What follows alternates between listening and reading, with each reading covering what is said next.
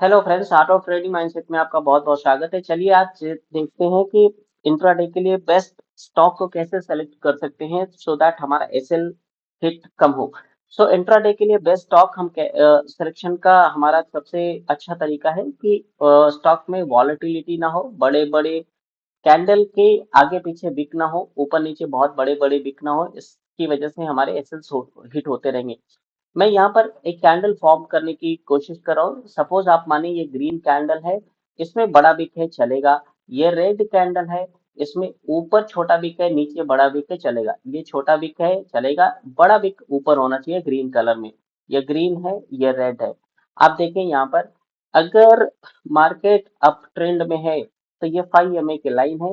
Candle इसके left side में ऊपर क्लोज होती दिखेगी, 5 एज अ सपोर्ट वर्क करेगा।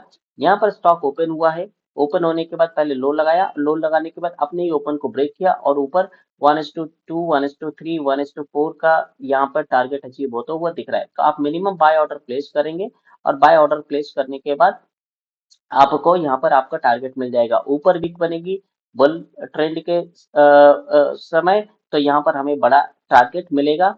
नीचे वीक होगा छोटा, तो हमारा एसेंस छोटा रहेगा। रेड कलर के कैंडल में अगर ऊपर साइड में विक छोटा सा है तो ये हमारा एसएल है, छोटा सा एसएल बनेगा। नीचे विक हो, चलेगा, क्योंकि हम बाय ऑर्डर प्लेस कर रहे हैं और एक बड़ा टारगेट हमें अचीव करने को यहाँ पे मिल रहा है। सो आप बुल ट्रेंड में और बियर ट्रेंड में ये टेक्निक अपना सकते हैं। ये आपके लिए प्रॉफिटेबल हो सकता है। इंट्राडे के लिए ये सबसे बेस्ट ऑप्शन है। अ, आपसे रिक्वेस्ट है कि चैनल को सब्सक्राइब कर दीजिए और वीडियो को लाइक कर दीजिए। और मैं आपको ऐसी तरीके की वीडियोस लेकर आता रहूंगा जो आपके लिए बेनिफिशियल होंगी। Thank you so much.